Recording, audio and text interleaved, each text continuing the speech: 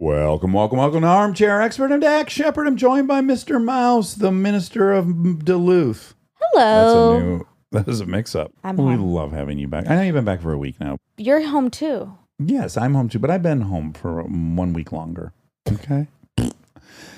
Anywho, fantastic actor on the show today. Oh, yeah. And beyond being a fantastic actor, Lili Reinhart is so cool. Yeah, She's so honest. I don't remember why this happened, but our chairs were closer to her. They were, weren't they? I don't know why. It was a new position for us, and it made it feel extra intimate. And she's such an open book. Yeah. I love it. Anyways, you certainly fell in love with her on Riverdale. She also was in Hustlers, Chemical Hearts, Miss Stevens, and she has a new movie that's out right now, Look Both Ways, on Netflix. So check out Look Both Ways. Lily's going to blow your fucking skirt back. Is that a term? Your hair back. She's going to knock your dick in the dirt. Please enjoy Lili Reinhart. He's an armchair expert. He's an armchair expert. He's an armchair expert. Do you have a walk over here? Did you drive warm for the sweater? I'm never dressed appropriately, but that's okay. Half I don't know. sleeves Is were- that true? Because you run cold. Exactly. This is the dilemma I face, right? Yeah. Like on the walk, I get hot, but I know I'll be cold in here. Right. Ran into Ben Schwartz on my walk. Do you know Ben Holy Schwartz? smokes. Wait, why does that? You probably recognize Yeah, I would. him. His name sounds super. House of Lies. Sonic the Hedgehog. After Come on. Party. Sonic. Oh, Well, yes. Parks and Rec, I think everyone knows him from. Oh, yep. John Ralphio on Parks and Rec, if you watch that. You'd recognize him. I'd Tall, recognize Jewish his face. guy. I'm bad with comedian. names, Okay, me too. but good with faces. Yeah, same. Do you have any learning disabilities? I have a lot of mental illnesses, but I don't have a lot of Yeah. learning disabilities. You have Similar. one- I would normally save this for the end, but you just have one of the most knockout punch last sentences in your Wikipedia. Oh shit! Really? What is it? Reinhart is a Christian. She practices meditation and is training to be a Reiki healer. Reinhart was diagnosed with depression at age 14. Oh my God, I spit on myself. Oh my God, lots happening right I'm a now. little nervous reading this. Diagnosed with depression at 14, she also suffers from anxiety and body dysmorphia. She has come out as bisexual. Oh, that's a lot like of a sentences boom, at bam, once. bam. It's a Yeah. No idea that it said That's that. hilarious. I'm certainly not the one who wrote that. Those Well. are just fans coming in and popping in with what they think you might have. Well, listen, Amazing. I too learned the hard way not to read mine because it was very, very wrong. And then there's no way to change it. So I was like, just best not to ever look at that ever again. Oh my God. so funny. Speaking of this, there's a website or something called like marriedstatus.com, something ridiculous. Sure. And there was a post about me and my ex-boyfriend. Who I don't have an ex-boyfriend. Oh shit! No Like at exes. all. So wow. it's a lie. Yeah. Me and my ex-boyfriend. Couple ex-lovers, but no. Cameron. Oh, Cameron Cruz? We have a friend named Cameron and he He's was gay. labeled. He's gay. Yeah. Fucking gorgeous. We'd all I be mean, lucky to be literally, I was married like- to him. I wish. I mean, he sent it to me. I was like, do we need to talk? I was like, oh boy. It was about me and my ex-boyfriend, Cameron. And then there was a picture. And the picture was of me and my ex-roommate, Anthony. Oh, wow. Real mix up. Yep. Okay. And then it said, luckily, they broke up just in time for Cameron to have a fling with Ryan Hansen. And then there's a picture of Ryan and this Cameron. sounds This is like Jedediah This is a love wrote this whole triangle. thing. it's a love triangle I didn't even know I was involved in. Oh, my God. I know, how it's flattering. really exciting.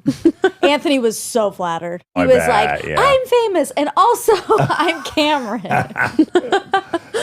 Okay, so let's just start with the fact that you're wearing a lovely ensemble that involves, is it roses or cherries? Cherries. It's It's cherries. cherries. I changed. I was going to wear a pink dress with little hearts on it, and I felt that was a little not representative of who I am, genuinely. Okay, So I was sure. like, we're going to go a little bit darker. Oh Yeah. my God, Thank it's you. so wonderful. And it's Sim. And then we're both Midwesterners. Did you go to Cedar Point a lot when you were Of a kid? course. Grew up spending my Hollow weekends. Uh-huh.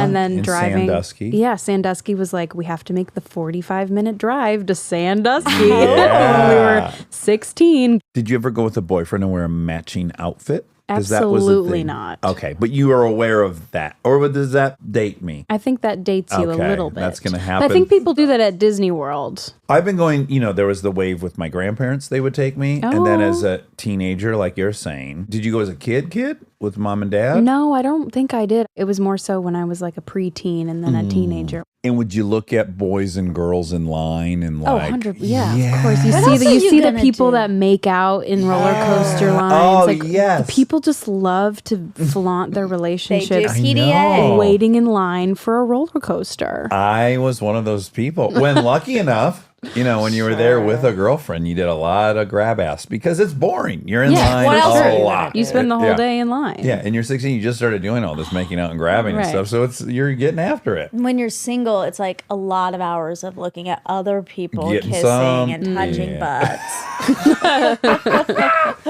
Do you like PDA 0 to 10? I am a 7 maybe on that Okay, scale. I don't mind when people do it. Obviously, you can be a little excessive, but I think Funerals. sure. Yeah, But yeah. I feel like if you love someone and that's your love language, you should be able to do it. Oh, I like that, I agree. Lily. And you personally, are you a PDA person? Yeah, I am a very physical touch lover. So okay. I like to make contact constantly. Yeah. Is that part of one of the love languages? Tamarins are these cute little primates, and they just sit on tree branches holding one another, like looking at the world to see if anything bad's coming.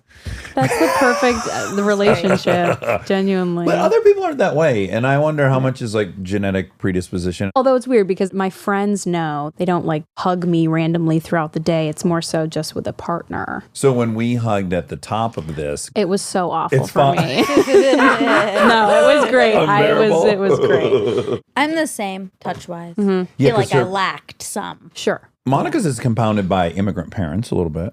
Yeah. Yeah. They just weren't raised that way, so they didn't Now, do that. your parents, they are not immigrants, despite the Reinhart. Someone could be from Germany a minute ago. I mean, I haven't looked too deep into my lineage, to be honest, but We're going to bring out our expert now. Bring him in, Rob.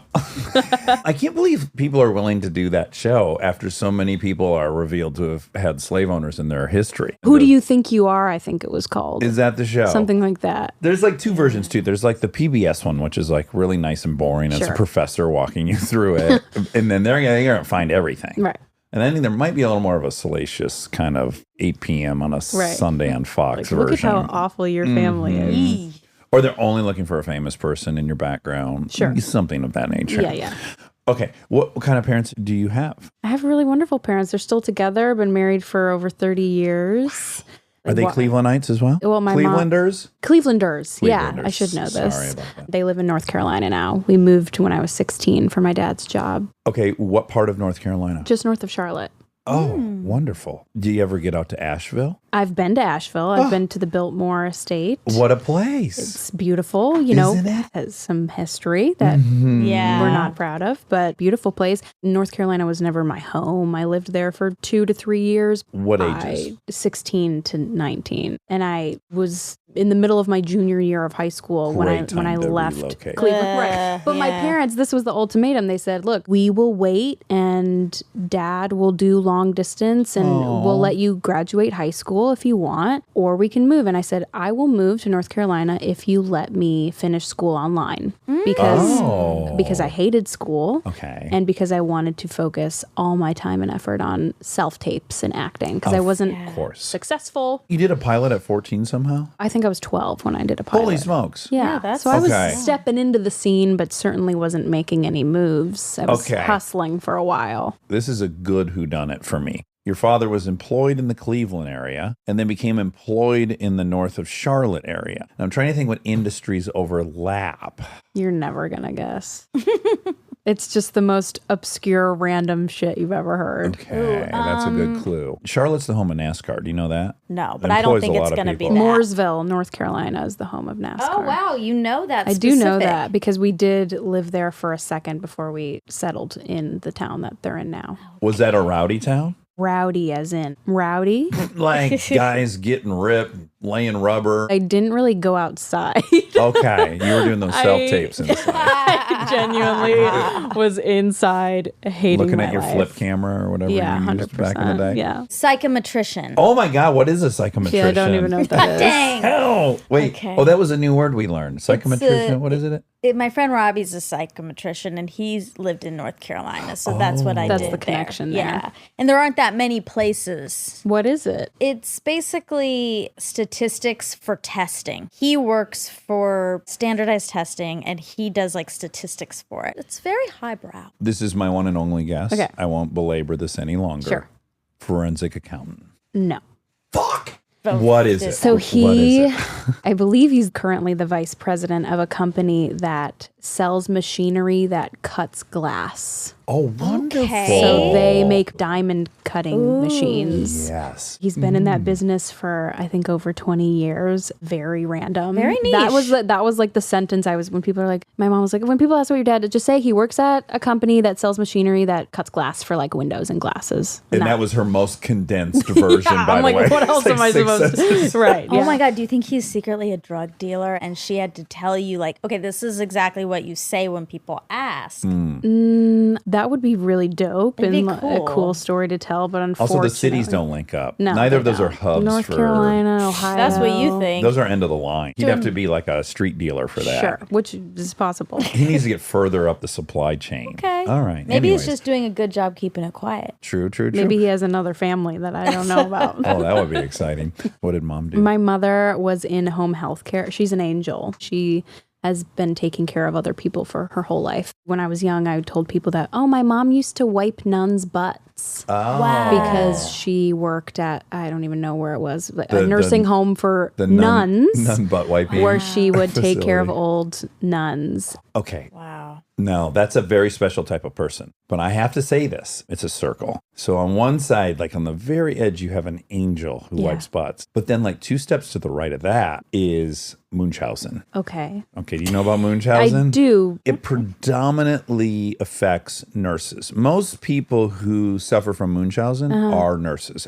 And then by proxy are the children of nurses. Very interesting. Why? Did she Just ever 'cause they're fake any illness? No. Okay. Just because you're around illness all think the the time? I think Proximity. you search it out. We need an expert on. We do know that part of it really well, though, that it is mostly nurses. Interesting. My older sister's a nurse. Oh, she My is. aunt's a nurse. My mom's sister. So Any there of are them nurses have in a my family. mysterious illness? None of them do. Okay. or anyone They're- around them have a Yeah, neither mysterious... children by Not proxy? yet. Okay. I'll keep you posted on Great. that. So she's on the good side of the circle. Right. I'm in awe of that. Literally, every time I'm in a hospital and I'm watching what the nurses do, the non-Munchausen ones, and what they're dealing with. I mean, you want to talk about where the rubber meets the road. This is where the gnarliness of being alive 100%. is ground zero. And their ability to just deal with the fluids and all these things, I'm like, fucking thank God people are drawn to this. Yeah. I'm literally so grateful that people want to do that. When I was 16 and thought maybe this career wouldn't work out for me, I looked into being a paramedic. Wow. Okay. Because that stuff doesn't bother me. If anything, I find it incredibly fascinating. I dabbled in special effects makeup and was trying to do the most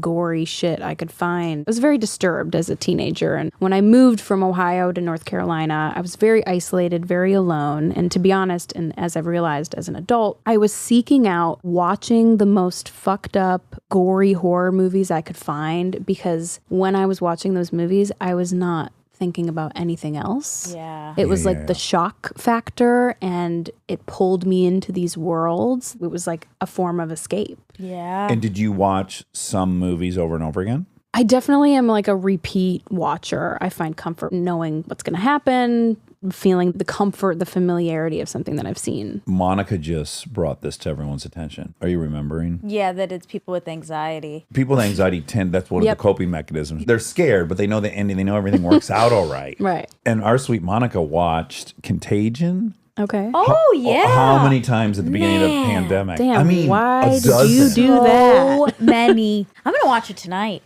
I love that movie. It's such a good movie. But yeah, at the very beginning of the pandemic, also it was compounded by the fact that I had just had a seizure and the very my beginning God. of the movie, she has Yeah, a seizure. yeah. Big juicy seizure. Yeah, and then I like had to keep watching. It was very weird. I think it was an anxiety release of just watching the whole thing play out from A to Z when we were just at A in real life. Yeah. It, I guess, brought me some comfort. Damn. I know. It's okay. So is that hard-hitting last stanza in your Wikipedia? Did you find that most of those things were accurate in there? They're accurate. Okay, great. So 14 is when anxiety... I've always had anxiety. Looking back as a child, I didn't want to go to sleepovers. I didn't want to go to birthday parties. I was very attached to my mom, like physically clinging to her. I hated school. I would cry before school, cry to my teachers, say, I just want to be home. So I was a homebody, but I think no one really knew that that was a form of anxiety. A red flag. Yeah. I mean, she's just a kid. She just wants to be with her mom. Or they go to like the 4 days of school they hated, and they're like, well, everyone hates school. Right, of course. But mine was a little bit more extra. And then as I got older, the social anxiety got more intense. As I started to invest more time into theater and acting, it was sort of like my life split off into two directions. 7th grade is really where it manifested. So I was 11. I was going to theater. I was with these people who understood me.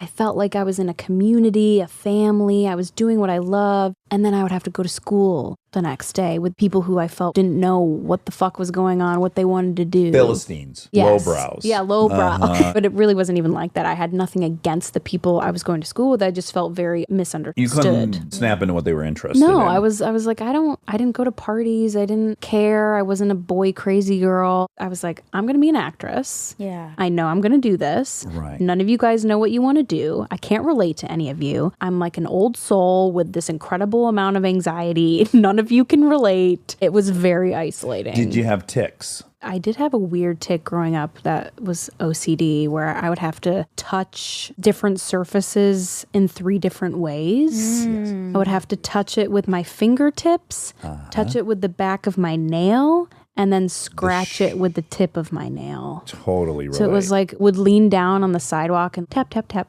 Yeah. Wow. Very strange. Yeah, and did you get good at banging it out quick so no one would notice? Oh, yeah, it was very quick. Yeah, and did you ever get busted? No. Do you have any siblings? I do have 2 sisters. Older or younger? Both. I'm a middle. Okay. Same as Dax. Me too. I had a lot of tics. Oh, interesting. And I thought so many of them no one knew about, right? So my other thing was like, it drove me insane how dry my fingertips would be. Okay. Consumed with how dry they were. So I would just do the gentlest thing. I would just go, and I would touch the tips of my fingertips on my tongue. Just get them damp a little bit. Does. I don't have to tell you, that doesn't last very long. So this is something that had to happen all the time. But certainly no one noticed that because people leave their hand on their chin, whatever. Yeah. And I remember once I was in the front seat, my mom was driving. And that bitch, my little sister, who's inside this house right now, she goes, ugh, why do you always lick your fingertips? And I'm like, ugh, I don't lick my fingertips. And just like the deep burning of humiliation. Yeah, it's just like, oh my God, if she knows, who else knows? Yeah. You know that I'm doing Oh, this. I did suck my thumb. I remember sucking my thumb in kindergarten and literally looking around like Grabbing a quick pull. A quick pull of the thumb in my mouth. But now, Little hit. truly like a little dab. It's so funny because that doesn't give you what you need from it. Not at all. Thumb suck. And You nor just did had me to. licking the tips. I would have preferred to just rest my fingertips in my mouth, to be Wow. honest, so they would be nice and moist at all times. Hot. Oh my God. I bet I would have liked that person. If there was a boy in your class that rested his fingers in his mouth, Yeah. it's definitely interesting. Now I have a nice thing where I have to type things. Okay. Oh, I do that. Yeah, a lot of people do. My mom does it, so I know my mom and I are linked. I'll be like sitting in the movie theater watching a movie. A character will say like a very interesting sentence or a word, and I'll just sit there and type it like on my lap. And you're not miming an iPhone, you're miming a keyboard. You're a writer. I mean, I don't consider myself a writer. When you write a book and you put it out in the world, you're a writer. I hate to break it to you. I know, it just I got feels... bad news for you. I get it, You but feel fraudulent. You I have do. imposter syndrome. 100%. But let's just agree on the definition of a writer. Yeah. One who writes. Someone who writes. Yeah. Sure. And then even beyond that, a professional writer, one who publishes work and gets Yeah. paid for it. Yeah. So unfortunately, But you know what? I have a lot of mixed feelings about that. what are your mixed feelings? I don't don't feel proud of what I've published. Really? I don't. Why? I mean, poetry is such a niche thing. I feel like there's a lot of people who write poetry who think they're good at it. Some people are, some people aren't. Well, let's be honest. Of all the genres of writing, the fewest are good at poetry. It's hard. It is It's I can name hard, you 10,000 novelists that are great. Essay writers. Poets? I don't know, I mean, 9, yeah. 10? Sure. There's a huge now online environment of poets and Sure. typewriter poetry and Instagram poets. And I always, because I'm just a lofty romantic bitch, would just be writing all the time little things that I never intended to publish, genuinely. It came out of feeling a little creatively stunted and thinking, what can I do that I have pure control over? Yeah. I'm not going to make an album. I'm not a dancer. Like, what can Yeah. I do? Yeah. And I was like, well, I Yet. but I do write. So the idea of a poetry book was floated around, and I don't have any regrets. But this is my regret. But I do feel that I published my writing before I was ready. Okay. Having known you for 11 minutes. Sure. I have a theory on what it is that's uneasy about this experience for you. I don't know all the details, but you've done writing that was self-motivated and it was intrinsically motivated, and you feel good about it because it wasn't for anyone. You can't feel bad Right. about it. It was in you, you got it out. But the notion that someone was like, you could publish a book, that the inception of it involves A, maybe not your idea originally, and then B, some extrinsic element. Well, now this isn't the thing I do. I did something I don't do. Sure, exactly. Like, it wasn't something that I was so confident in. Right. It was something that I was taking a leap of faith It on was something you did, but you had For no intention yourself. per se to. for myself. Yeah. Yeah. I was never writing to profit off of it. It was never the goal. I am a very open book. I like to talk about everything, my mental health, issues in the industry, all the things. But I do feel that when I published, people were linking my poetry to a specific person. Okay. When I you really- mean a character on a show? No, my real life ex-boyfriend. Oh, okay. And it felt... Cameron? Yeah. your ex. Cameron or Anthony? And it felt... like all of a sudden my book was a spectacle. Okay. no. Yeah. When that was absolutely never the intention. I'm going to add a layer to it. This has happened to me repeatedly, which is I'm drawn to writing because I have ultimate control over the world. I Yep. control all the characters. I Yep. feel very safe in there. And then I turn it over, and now it's like the definition of powerlessness. Now it's being Yeah. consumed by all these people. I have no Yeah. intention for them to consume it or have an opinion about it. And then now they're talking about it. It went to the apex of powerlessness when the appeal of the process is control. But it's also, I'm writing my feelings and people are having opinions on my feelings. Yeah. Poetry is pure feeling. Mine was. So for people to suddenly have opinions and be like, this is bad. Sure. It's sort Your of, feelings are it's sort bad. of, how Yeah. can my feelings be, you cannot relate to the Yeah. poetry. I don't compare myself to the great poets that I believe are out there right now. It's certainly not, which is why I feel a little bit of embarrassment. I don't think I'm that. Right. You want to kind of scream from the rooftops. I wasn't claiming I wasn't was. thinking I was this amazing poet. Yeah. I genuinely just wanted to share my heart. Right. And isn't it interesting? Like if you do it online and you have a blog, everything in life is framing. Everything is the Yeah. story behind it, right? So you do true. it on your computer and it's a vlog, or I don't even know what the words I'm saying. Blog, Yep. a plog, a poetry blog. Oh, thank you. Are there blogs? I'm sure. Rob, copyright that immediately. For whatever reason, that's not going to trigger anyone, really. I don't think. No. A lot of people would love to be published. Yeah, that's why it's course. jealous. Yes. Yeah, you we're know, getting there somewhere. were people who were saying she published a book of poetry because she's famous, because she could. She's not the most talented writer. Even that as a burn, I find always curious. They did it because they could. Since when is doing something Well, because you wouldn't you? could? Yes, it's so weird. Like they say this about actors who are like in a band. They're on stage because they're famous and they couldn't. It's like, yeah, motherfucker, everyone wants to be on stage rocking like a rock star if you Yeah. can. Monica and I will have this argument about our favorite driver in Formula One. She's like, if he's not going to be top tier, I want him to retire. And I'm like, if you can be in Formula One, stay. Yeah. And I Fucking keep get driving it. a car for a living. That's fantastic. Yeah. I just don't want him to feel bad about himself. You're empathic. Well, I or am a thinking- projector. Hold on. Monica's two-time state champion cheerleader. Winner. Winner, chicken dinner. She would not want to go compete and finish 10th. No. No, I okay, But wouldn't. for me, I'd be like, if you get called to states, period. Like, damn. Party. That's Yes. healthy. You're right. Okay. Okay. All right. I love you. I said it. Okay. You're right. And that's the healthy way. But it's one thing when you first start out, of course, Because he's been great.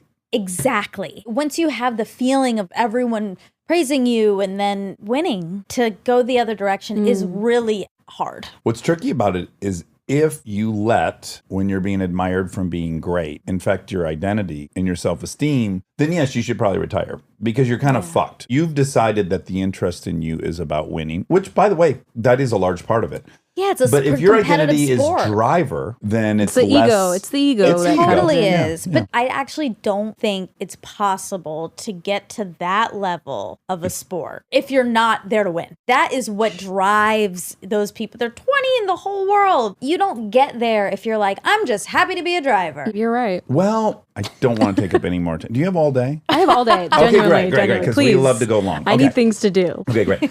She doesn't like my favorite driver, Max Verstappen. Okay. But I would argue with you. See, Max is, in my opinion, he's doing it to win, He is, but yeah. without any ego. He doesn't care if he's validated. He doesn't care if people How like do you him. know this? He doesn't care. He is a fucking robot to win races. And it seems to me at least, insanely pure. It doesn't seem to really be for anyone's validation but his But own. his own. Now, I'm a validation junkie, so it's not like I'm in judgment of people that are that way. I honestly think for him, he's got to be number one. Yeah, that's not healthy. Well, It's a I mean, to an extent, but Yeah. also like, wow, to be in such a ferocious competition with yourself all the time, to not accept defeat. I agree with you on the blanket statement. It's not healthy in that we acknowledge one can't be a winner for their life. And if you can only feel good as a winner, you're destined to not feel good. Yes. Okay, so that's one component One of it little that pocket. I agree with you about. Then there's another reality, and this is a part of, I guess, me being an AA, which is like, there should be some acceptance of who you are. And so often I think our suffering comes from wishing we were somebody else and then feeling bad that we're not we're not. this thing that we've recognized as healthy or good. Like learning to embrace your character defects a little bit, learning to embrace, yeah, man, I'm this way. So on the other hand, it's like, I also wouldn't suggest to someone that's hardwired like Max Verstappen is, well, you should know you're in a losing proposition. Ultimately, you're going to be really sad. It's like, nope, be you. And let's learn to mitigate how bad you feel when the inevitable happens, maybe. But don't try to be something you're not. But then there's also the flip side, because I personally have been dealing with the whole concept of you can be who you want to be. If there is an aspect of yourself that you're not happy with, you can change that. And that's such a profound thing to me. And I was just on vacation recently in Maui, popped an edible, was staring at the stars, thinking about all the things. Perfect. And I was thinking to myself, I genuinely am inclined to be a pessimistic person. I lean towards glass half empty. And to me, that's just being a realist. I'm pessimistic by nature as well. Are you optimistic for other people? Because that's a big clue. If you have a friend, totally comparable situations, they're in a movie, it's going to open. Do you have optimism for them? I'm more willing to be optimistic towards their outcomes, but still in a realistic way. Sure. I would say that I have a more hopeful outlook for other people than for myself. Great. The truth for me is I would be embarrassed if you heard that I was optimistic and then I was shown to be wrong. Yeah. Do you have any of that? That's not, I don't think, my driving force. It's more so letting myself down. It's more so getting my own hopes up. Disappointing myself, I think, is genuinely what it is. I guess I'm sort of like, would I rather disappoint myself or other people? I mean, I can't answer that question. Yeah, neither. That's a deep, very trippy metaverse question. Yeah. That's a neither, probably. Pessimism could be a way of your brain trying to regulate your anxiety, because anxiety is just not knowing. Can I ask you guys, because you have it, I don't really suffer from it. Yeah. Is it not knowing or is it foreseeing every terrible outcome or a combination? I think it's like clinically the not knowing, but it can come across as doomsday, like everything could go wrong, but that's a result of unbalance, unsafety, like what's going to happen, there's no way to know. So maybe the pessimism is if your brain acknowledges, well, it could be the worst case scenario, You're It's- prepared. Yes. So I've very much just this last week going through something personal and have had the worst anxiety. to the point where the second I open my eyes, a wash of anxiety comes over me. So I have depression and anxiety, and I feel that I can handle. First of all, congratulations. Thank you. I feel that I can handle my depression and my sadness. It's the anxiety that becomes unbearable. It feels like this engine inside you that's running and there's nowhere for it to go. And I'm working on this with my therapist. I have a channeler who I work with. What's a channeler do? Like As a an energy psychic. source? Yeah. Okay. I call her my life coach because I'm not working this summer. Oh, I sure, am not sure, filming sure. anything. Yeah, I am working. I have my own production company. I am promoting my film, but I am not actively filming something. And I have all this time to myself. And to me, being alone equals loneliness, equals anxiety. And it's been waking up with, how am I going to fill my time? Because if it's just me in my house, I'm going to go fucking crazy. And it's a matter of doing that whole, who am I outside of work? Yes, of course. Because I am a workaholic and I so have put my identity as being an actor. That is my Yes, identity. yes. Because it's what fuels my soul, makes me happy. So what other aspects of life make me happy? Yeah, you have to find And it. I don't want to be, I'm 25. I don't want to look back on this time and say, I was just sitting around having anxiety when I could have been doing this, and this. Yes. Yeah. I know that I can be using this time to further enhance just life. Yeah. But so, the story you're writing about yeah. Lily's story. Right, You Lily's went into the story. chapter when you're 90, you're looking back and you're like, Lily sat at home through her 20s. Exactly. Yeah, it's unacceptable. That's what I'm terrified of. So I'm adamantly trying to make sure I do not do that, pushing myself to be more social. If one more person says, go on a hike, I'm going to kill someone. It's such an LA thing. Like, take a hike. No. Yeah. I'll take a hike if I want to take a hike, but no. Find new hobbies. Please stop. Don't tell me that. Are you open to an internship? I honestly texted someone a filmmaker that I just met recently, and I'm like, do you need an assistant? Yeah. Can I come visit you on set funny. while you're filming a movie Yeah. just so I can Shadow. do something? Yeah, but we need all kinds of shit around here. We do not course. want to pay Tons- much for that. No, I'll do it for free. Okay, perfect. Also, is it 65 degrees in here? See? Okay. Let me hold on. You for saying that. I run hot. You do. I really do. So I appreciate, what is a little fleece? Oh, you're all going to give dying. out sweaters. This is nice. What's it say? This is a Ricardo one. We were just talking about Oh, I was just going to put it over Take my... your headphones off. Okay. Oh, that's a cute crew. You're going to help me. Thank you. Wow.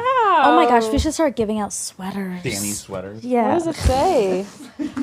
What does it say? Oh no, that's the one that Ricky brought over. Oh, I was like, that's from Danny's. Ricky It talks about Glassman's, carpet. Dad's carpet company. Happy to be repping It looks cute on you. But there Thank is you. Ricardo stuff here. If you want shorts, of course. I mean, No. I think I'm good Okay. leg wise. This is here. We'll have Thank to have you. him send us some sweats. Stay tuned for more Armchair Expert, if you dare.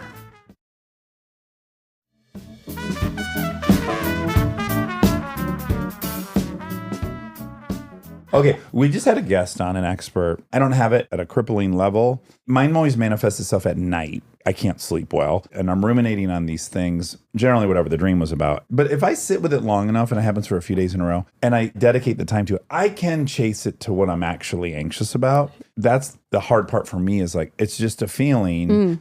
I got to do some real exploration. Yesterday, I woke up with anxiety and I sat outside with my journal because lately I wake up, I fill like 5 pages of my journal, and I chose to say, this is a phrase that you use in therapy or whatever, like, let's be curious about the feeling. Yeah. And let's actually sit and be curious about what the anxiety is coming from, what the anxiety is. Is it even mine? The answer was absolutely yes, but being curious about it, not judging it. Right now, I'm going through something in my life where the anxiety is heightened. Yeah. Won't always be that way. But right now, let's be curious about where it actually is coming from, because I'm a very logical person when it comes to my mental health, with breakups, with death. Like, I need to figure out like a logical way of looking at things in order to process, in order to move on. So I'm sitting there going, well, let's problem solve this and Yeah. figure out what it is exactly that's causing the anxiety. And it genuinely came down to me being afraid of being bored. I don't know how to sit in stillness with myself. Are you an adrenaline junkie at all? No. Are you a love addict at all? You know, there was a point 2 years ago I was looking into SLAW. Yeah. Sex and Love Anonymous. Whatever it is. I didn't end up doing that. You're 25. It's like, how much wreckage and pattern could you even have at this Well, point? I think a lot, but I don't think I'm an addict. I think I just love very deeply and very hard. I know the degree in which I give my heart is on the extreme side. Extreme in the Like no boundaries, you lose yourself? No, I don't, because Okay. I have learned to be independent, not be attached, the healthy things. But I do give so much and I sacrifice a lot to the point where I have to take a step back and go, oh, was I actually receiving what I needed? Or was I just so focused on giving that I wasn't even tuning into myself thinking, are you actually like good and happy in this? Or are you just so concerned with making the other person happy? Do you think you're at all prone to be a codependent? Are you attracted to addicts? Not anymore. I am very strong-willed and very much set on being an independent woman going into relationships. Right. I think I used to be for sure. And I fed into like an empath. Well, it's a nice match for people with anxiety because now all your focus goes onto that person. And weirdly, their problems are very visible to you and very attackable to you. Something I was exploring was not taking responsibility for someone else's shit, which felt great, but in turn was still ignoring my own basic needs. Yeah. When you said being alone leads to loneliness, I mean, I can super, super relate to that. I feel like it's such an important thing for people to unlink those two things. I fully agree. Because they are really not the Very same different, thing. You very can different. be so lonely in a relationship, in a marriage, and you can be alone and very happy and very content. But of course, we do that. We put those two things together and then it can make you spiral out. Right, But right. they're really not No, the same. They're not. So it's learning. Yeah. Reminding yourself of that. I could be in a relationship and still feel this way. Yeah. Okay. I want to get into some of the juicy parts. You got a pilot at 14. 12.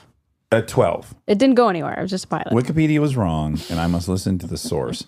12, you got a pilot. And were you at the Oakwood Apartments? This is No. like the most important No. thing. You didn't ever stay there. I never stay there. Where Too would- expensive. I started in Cleveland. My mom would drive me 8 hours from Ohio to New York for auditions. On the 9094 toll road through I Pennsylvania. wouldn't know, Okay. but my dad would let us use his hotel points from work. Okay. I need to really ask them why they did that for me and had faith in me, because they weren't pushing me in this at all. I think they just saw my passion and said, damn, we're going to let her just go with it. See, we'll see what's the worst that could happen. And they were being told, hey, your daughter's actually pretty good at this. And I think they were encouraged. And so I'm very thankful, obviously, that they put the time and effort into helping me. But I came out for a pilot season when I was 16. I stayed with genuinely someone I didn't really know very well through an acting coach. She was in her 20s. We paid her to basically babysit me for Sure. a month while I stayed. I crashed in her bed. Like Oh, this was wow. a studio apartment. Okay. Well, she was in the bed as well? Yeah, she was in the bed. Okay. So a little bit of a Mike Jackson situation. Okay, But luckily it sounds like I mean, a young nothing woman. bad. Right, it Okay, wasn't that okay. bad. And then I was a series regular on I was a guest star, but I ended up doing almost all the episodes when I was 16. It was a local hire. I was making no money. I had to put myself up at this stupidly expensive Airbnb in Studio City. Right. So I was making this money, immediately spending it on rent. I bet Airbnb has changed the whole thing. Yeah. Back in the day, you couldn't get like a 2-month rental anywhere. No. Yeah. A la the Oakwood. Right. That's yeah. where So they step in. Airbnb changed the game. It I changed love the game. Airbnb. Okay. Any boyfriends in high school? Yeah, I had my high school sweetheart, 16 to 19. But you left Cleveland at 16. So we were in a long distance relationship the whole From time. Cleveland? From Cleveland. Oh my God, that's stressful. And you're going to school online on And a I'm going to computer. school online. And you're self-taping.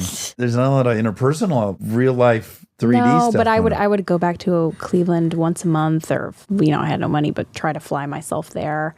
Get some of those and- points off your dad. Yeah, truly. Rack up those points. Spend the summers in Cleveland with the boyfriend. When I moved to LA, he was supposed to come with me. Broke the news to me after I signed my lease for the two of us that he wasn't coming.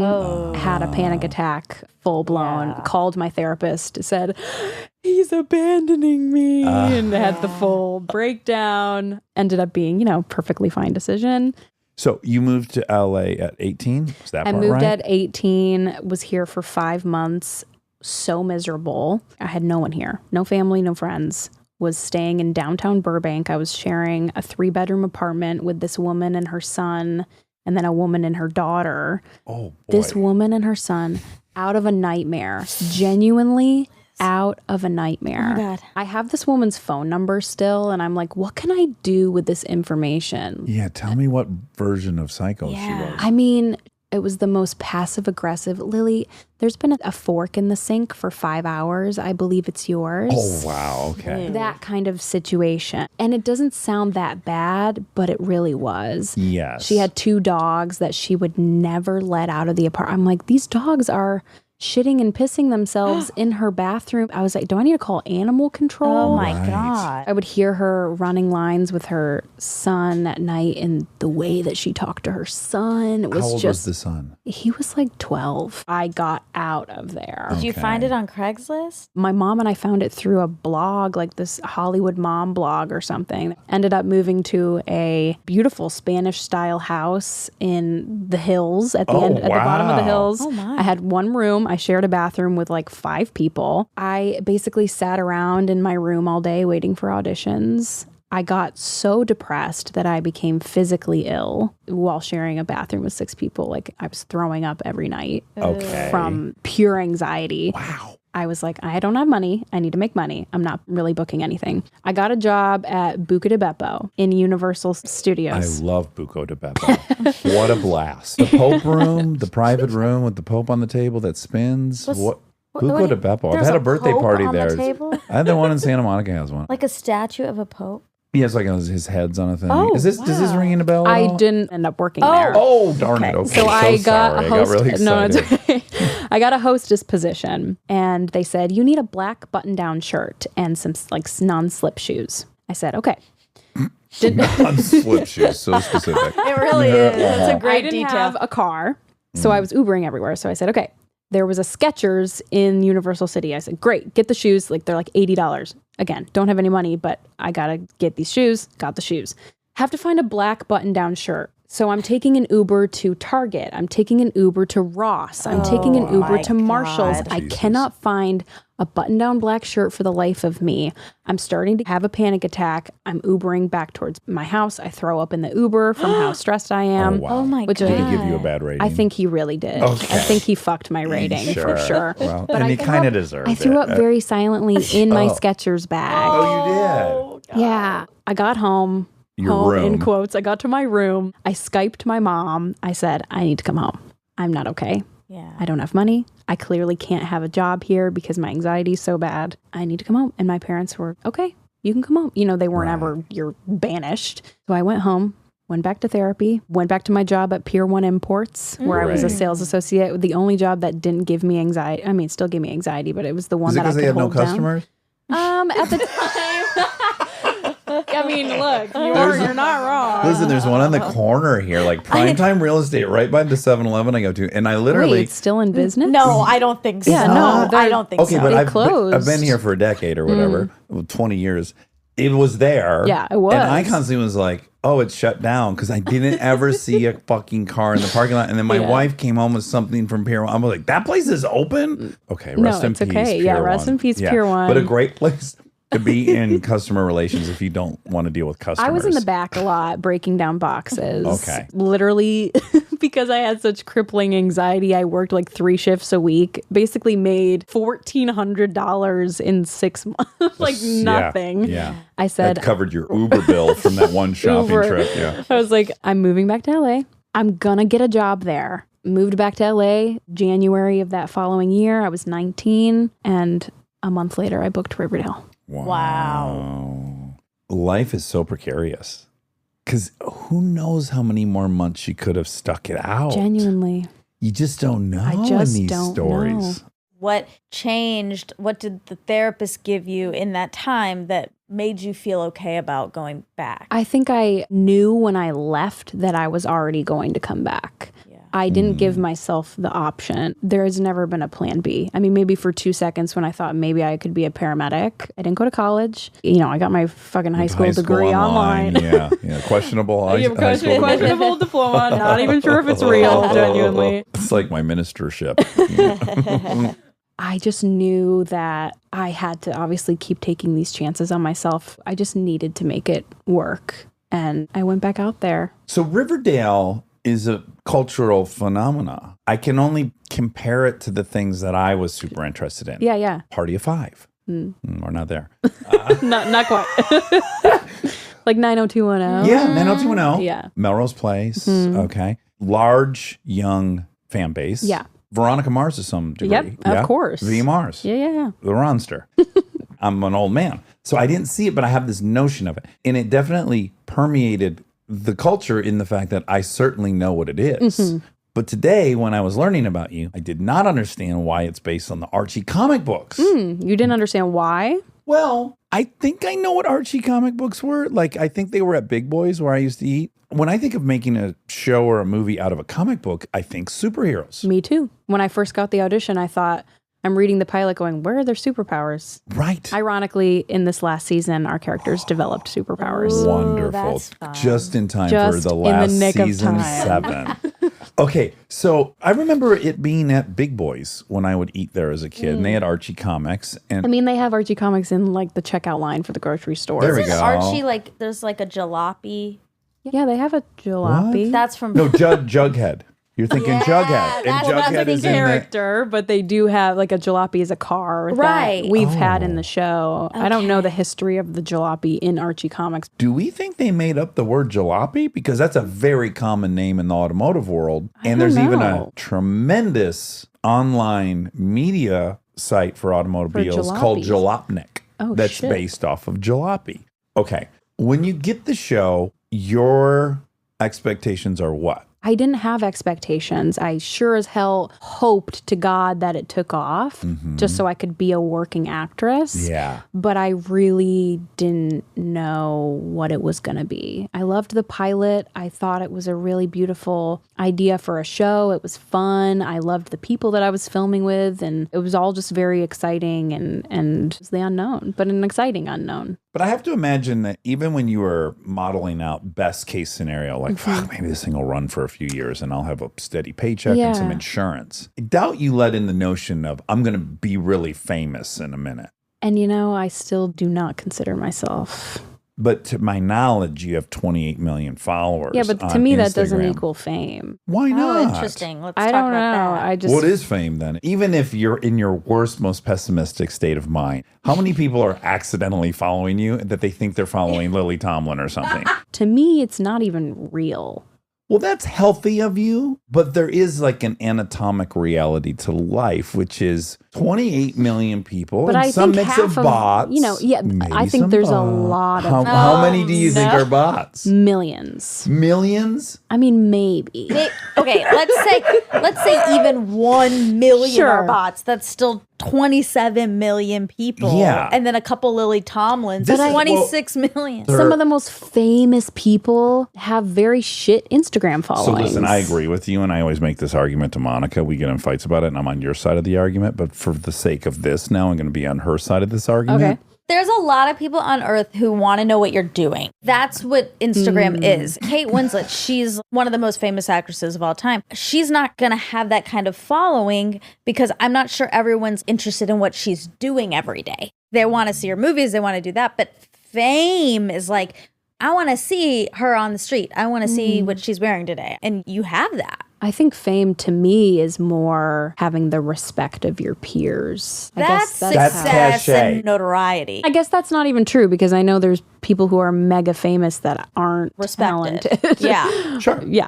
And then there's some hybrid of both. You've got like Leonardo DiCaprio. He's got both. Everyone thinks he's great and he's worldwide sensation. But yeah, I would say your choice would be cachet. You would like to know that Sean Penn's at home going like, What's God, Lili Reinhart this doing? gal blew my mind in this. Of course, we would trade that. Yes, we would trade that. But again, that's ego too, right? We'd have to admit. I had this enormous chip on my shoulder because I got famous on a show called Punk'd. And it was a reality show, which meant I wasn't an actor in my mind. And every interview I did, I had this chip on my shoulder. And when they would suggest I wasn't an actor, it was a huge thing. And I really just want to distance myself from the whole thing. It's literally not until now, 20 years later, where I'm like, that was great. I was in this cultural phenomena. It changed the lexicon. How fucking cool. Yeah. And I had nothing to go with. It was literally go. And we made a show on the spot. But I'm talking 20 years later and a lot of validation. You're right. Was there a part of you that's like,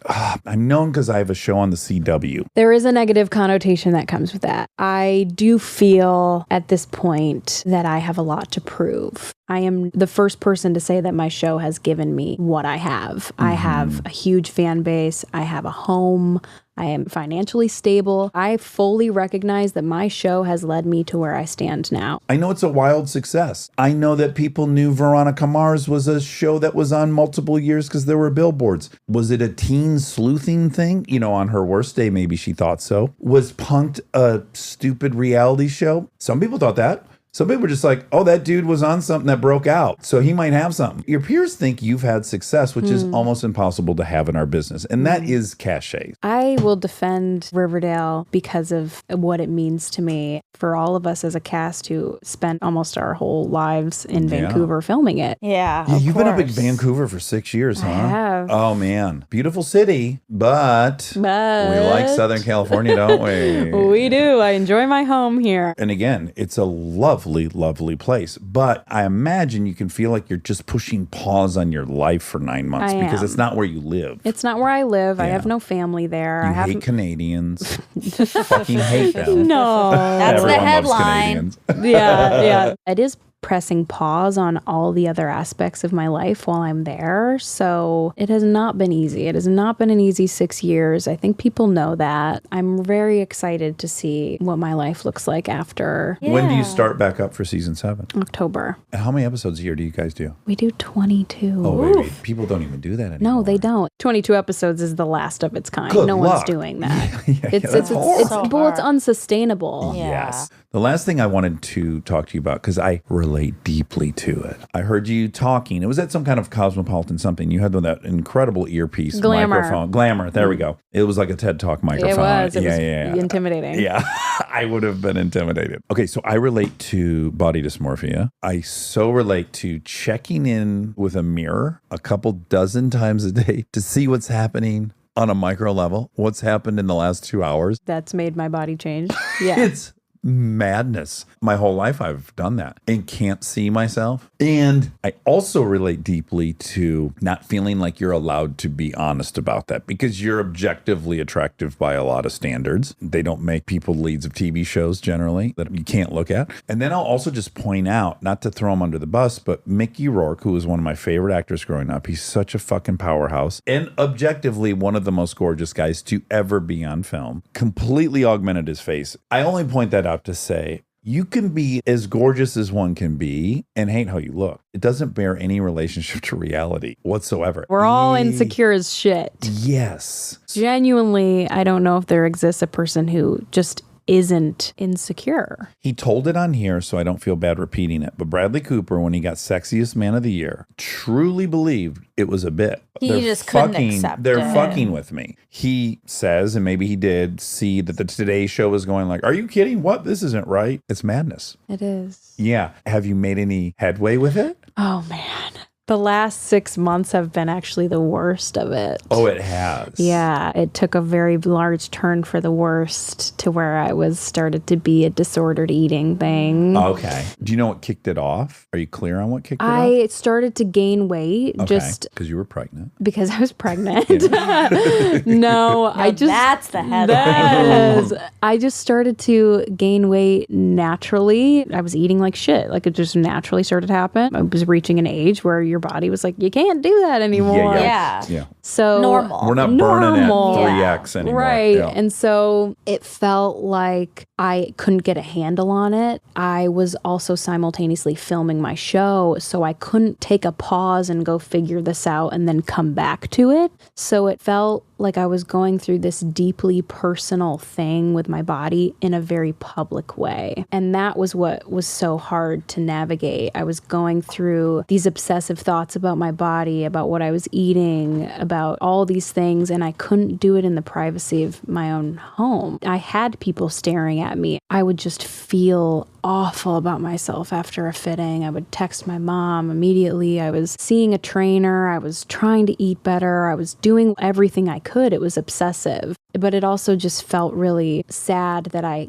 couldn't just step away and take care of myself. I had to keep showing up on camera. And it felt like a big betrayal to my body almost, to be like, I'm so sorry, we can't go through this journey in private. And as an actor, no one should ever have to look at yourself as much as we do. There comes a point where people come in to do less looks, touches, whatever. I'm like, I don't want to look at myself again. Thank you. You tell me if there's some shit on my face, wipe it off.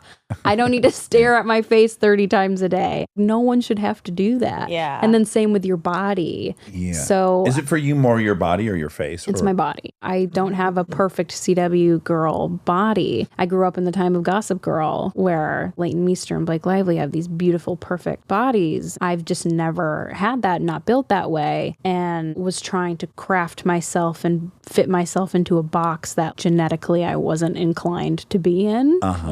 So it's been hard, but that's why I talk about it and I'm vocal about it, because I think it's so weird that not as many celebrities talk about it. It's such an issue because everyone is insecure. Oh, yeah. How is there not a more collective conversation, especially within the industry, an industry that's so obsessed with being thin, having this ass, having whatever it is. So I just try to chuck my opinion out there. If people want to listen to it, whatever. Yeah. Sometimes it gets me in hot water a lot of times. When has it gotten you in hot water? Recently made some comments about how it's ridiculous to say that you should lose 16 pounds to fit into a dress for the Met Gala. And I thought that was I did absolutely see this. ridiculous. I thought that absolutely promotes disordered eating. Exactly. And the conversation was, how can you say that when Christian Bale loses 30 pounds for a film? I'm like, did I say that that was okay either? Right. The flip side is you can do whatever you want with your body,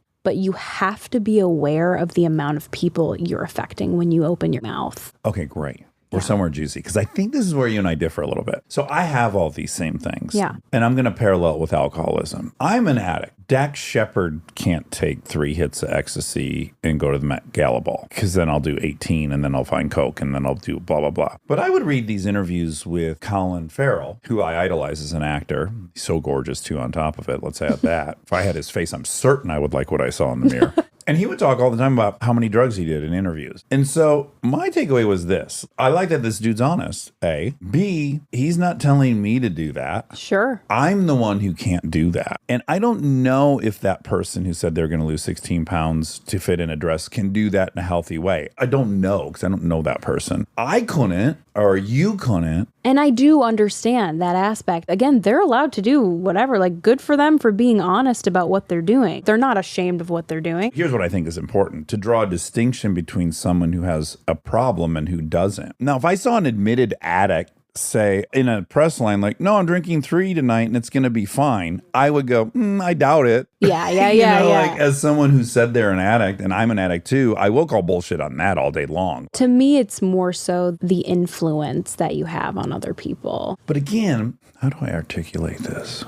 It's such a touchy, It it's is so hard. Yeah, and we're all figuring it out, which is great, which is Yeah. why we're having this conversation. Right. It's And fun there to have. should be more conversations about it. Yeah. Here's my issue. I don't think it's incumbent upon a dude who twice a month do opiates at a party, who actually does it moderately. I don't think it's his responsibility to pretend he doesn't do that at any point in an interview with his friends, because someone else like me can't do opiates once a month at a party. Because if I do opiates once a month at a party, I'll do them for months at a time until I'm detoxing. I don't think it's that guy's problem or his responsibility to take on my disease. So in that way, because there's so much criticism. If people even say they were on a diet on this show, some people go, you're fat shaming. Yes. And I'm like, I don't know, man. Some people do diets and they work for them and they don't get obsessive. I'm totally obsessive about stuff. Yeah. But they're not. And I don't know it's their responsibility to protect me from my ism. I think it's my responsibility to protect me. You're absolutely right. I was currently dealing with disordered You were in eating. the middle and of it. I saw red. Like Yeah.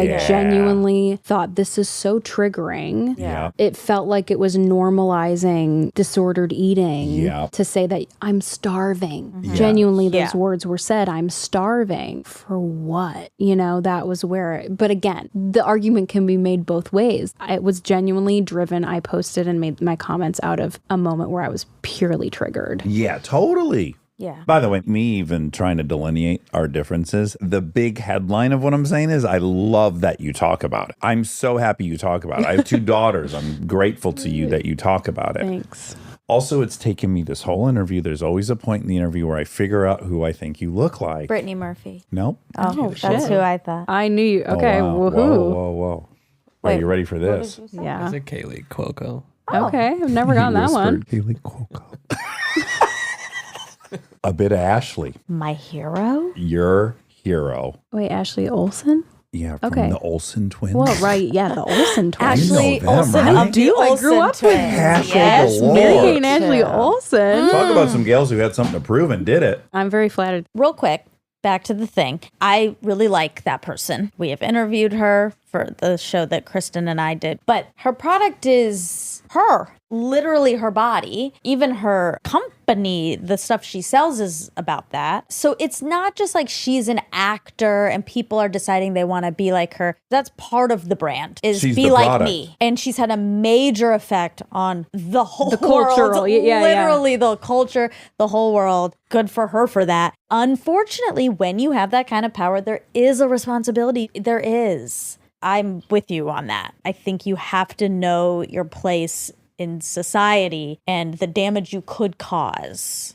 And I Okay. like her a lot. Like, Then this what's is not, the move? Okay, so she's in this dress. People are like, "Oh, you look so great in that dress." Maybe just leave out the part where you lost 16 She's also Or you getting say picked that upon. you're starving, I think. Yeah, that's the key word. That's the word. Okay, and then with her friends, she can be as honest because she should be honest with her friends what she did, I suppose. So, She could be honest and say, like, I felt like I had to lose a lot of weight to be in this dress. Like, I think there are things you can say that are acknowledging what's going on, and that was really hard. And yikes. Like, yikes should maybe be in okay, the... add the word yikes. Yeah, Take that I'm starving at it. gonna Couple write of her yikes. script. Yeah, it's not telling the whole story. Are you bummed we were talking about that? Not at all. Okay, good. No.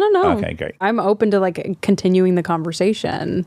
I deeply adore you. It's already happened. You're just lovely and honest, and Yeah. it's Thank really you. wonderful. I'm sorry you got Ensnared? flack for that. Yeah, It was that's rough. annoying. It's hard. You Yeah. have to not look at Twitter for a couple days. I Twitter's Maybe quit just Twitter. don't I look quit. on Just it. quit it. I'm That's sure how we. I get my news. Isn't that sad? No, let's Maybe get you you another moved to a different- New York Times subscription has done Yeah. well for me. Will you pay for that for me? Because for some Absolutely. reason I won't pay We're the for a New York same. Times. Like I won't pay the $4 to rent a movie because I'm like, nah. Yeah. My relationship with money is the So- most confusing thing. If you were witnessing I'm it from the the outside, same. I will go on these trips and I will rent 2 houses for all of our friends and I'll pay for all the meals. I will desperately want a subscription to the New York Times and I'll deny myself it. I will want to subscribe to an app to watch a show I want. Can't do it. I'll forget to quit it. I'll forget to unsubscribe. Not gonna know. do. And I literally go like, if I have this app for the next 12 years, it won't be the dinner I'm happy to pay for everyone. What is going It on? is weird. I know. What do we I'm think it exactly the is? same way. So I with will that- become broke if I pay for Peacock. Yes. Great example. That's what's going to tip me over the edge. Stay tuned for more Armchair Expert, if you dare.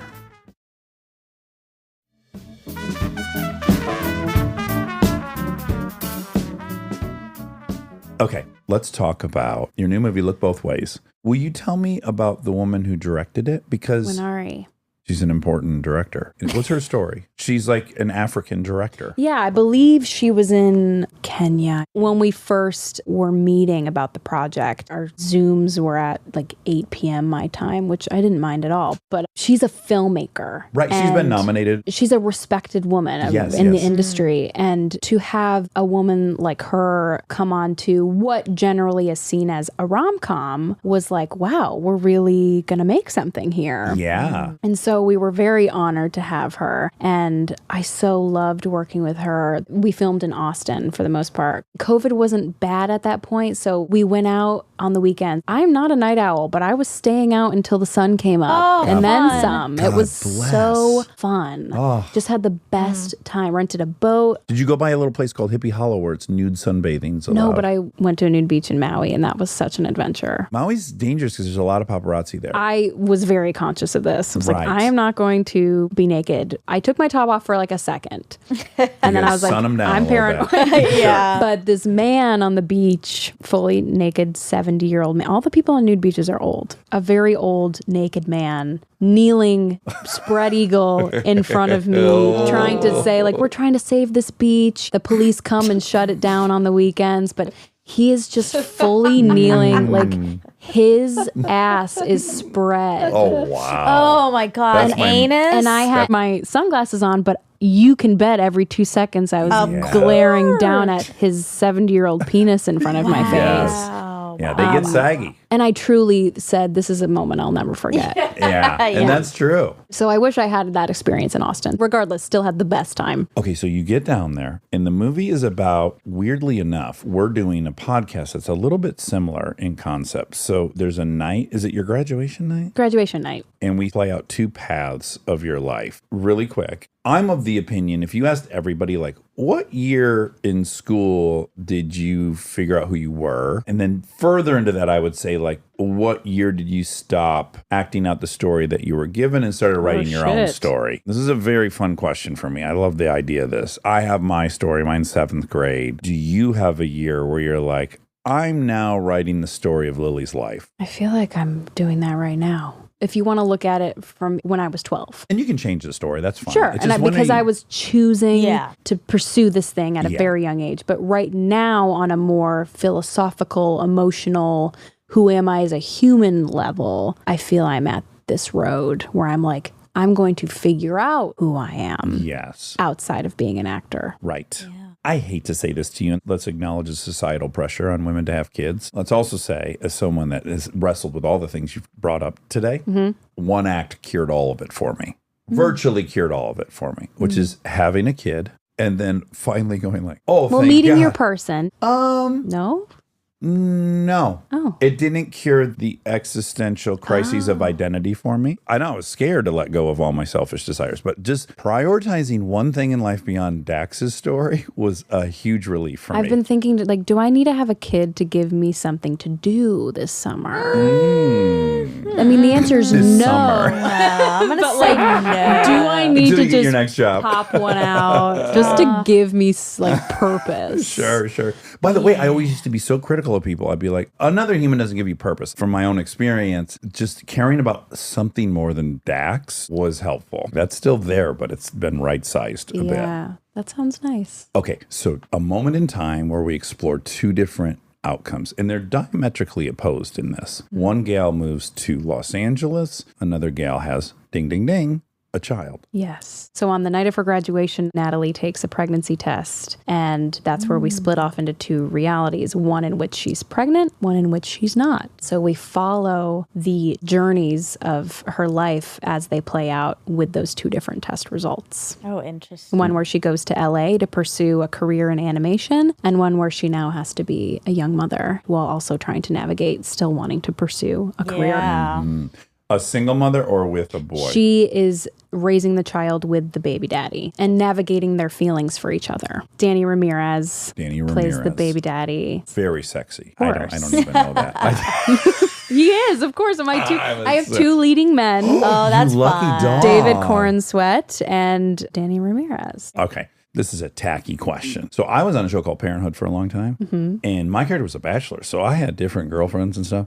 I enjoyed that. I get a lot of energy out of the playfulness between the sexes. Did you like swapping back and forth? Like you're on a set and it's like one day you're with this dude and then tomorrow what's up now? Oh, I'm with Danny tomorrow. Oh, That's for kind of sure. It's fun, right? It's fun. Okay, good. And I'm a single woman and it Yes. was single at the time. Not that I was like trying to date my co-stars. No, but- that never ends very well for me. So it wasn't about that. It was just they're two completely different guys with their own personalities and I love them both. And I'm so lucky that I got along with both of them. Yes. And we had a great time. Did they have dinners, those two? Like, I could imagine a little bit of bizarre jealousy coming out. Like, you're both No, dating the absolutely same person. not. Your characters are dating Their the same. characters don't know each other in the movie. But they know each other in in real Austin. life. Yeah, but they have their own lot. No, it was no Okay. weird. Things can blend. It was no weird jealousy. We all had a great time together. Okay, great. And let me be more specific. Here's exactly what I mean. When you act in something, it's really fun to jump into another world and another story and another identity, right? Yes. And so romance is one of the very fun experiences in life. So it's like if you get to leap into romance and all that stuff, I think that's fun. Two different love stories. It really Yeah. is. You know, it's a rom-com with two love stories. I like Yes. that. And you're seeing the same woman just in these two different, completely different scenarios, navigating two different relationships. And one of them also being the relationship she has with her daughter and her parents, and then her best friend, and how that differs in the two narratives. But of course, acting is the best, and playing a romantic lead, it's fun to live vicariously through There that. we go. That's how we say it. course. Yes, that's how we say it.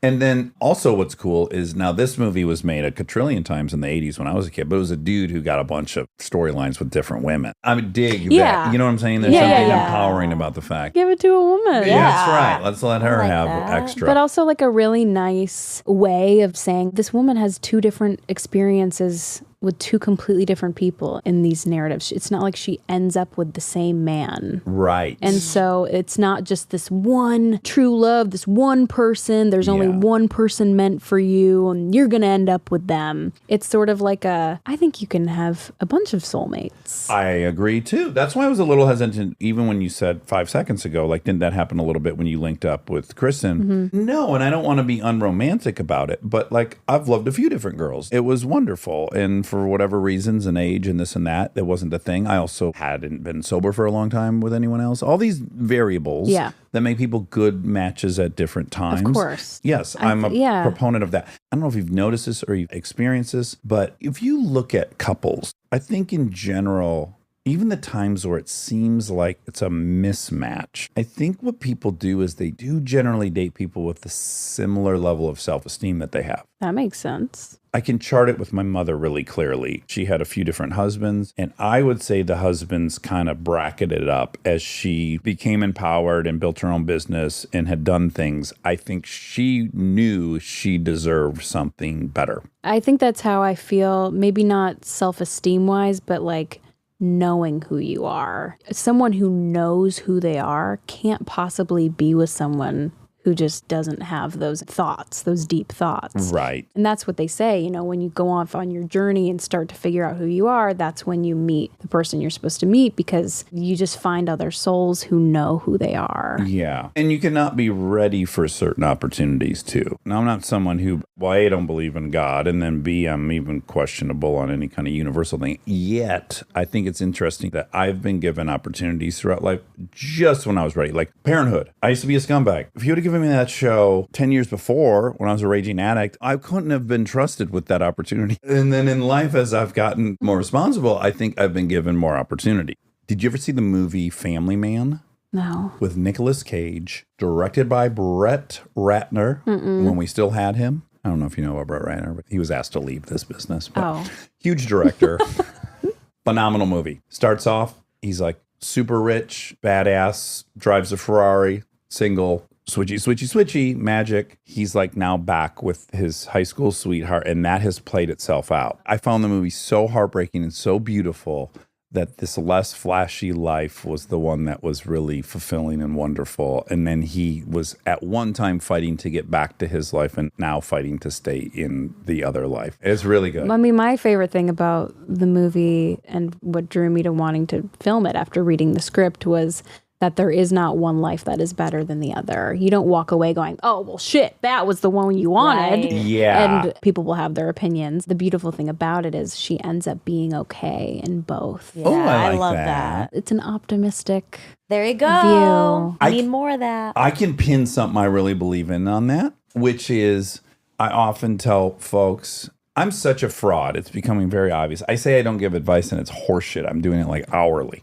I urge people who don't have the thing they want yet to remember this is still their life. It took me 10 years to get hired as an actor. I had a fucking blast though. Yeah. Like I had a riot. I wasn't sitting at home like, oh, fuck, I know that. Maybe because I didn't think I was going to get it, or I was like, well, I got to just have a good time anyways. So there is some version of like, whatever you think is the thing that's going to solve everything, maybe you're right, maybe you're wrong, but don't be waiting for your life to start until you get XYZ. Good advice. Fucking live it right now. That's what I am trying to do.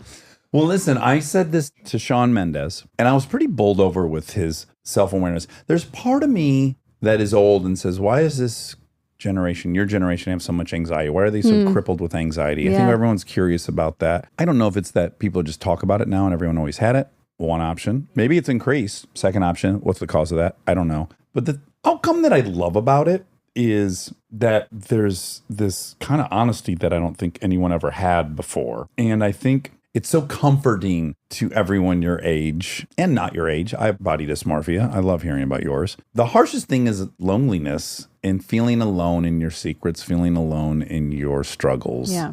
And so as much as I'm worried about the high level anxiety, I'm also really oddly optimistic that increasingly people are willing to be at the peak of where you're at for your age and all the things and lots of success, and also being honest throughout the ride. Yeah. I like it. It's a really nice movement that I agree. you're among the people pushing it forward. I hope to be. You are. Yeah, you Oh, are. 1,000%. I can reread you the My Wikipedia. your Wikipedia. I mean, it gives it all to us right It really there. does. I'm someone who just needs to talk about it. Yeah. That's how I process. That's how I put the pieces together. I love just having conversations about, like, let's have an existential conversation. Great. Yeah. Let me like go through an existential crisis with you in the room and let's get to the end point together. Yes. And I would hope that as time goes on, more and more people join the movement of just being honest and talking about these things. Yeah.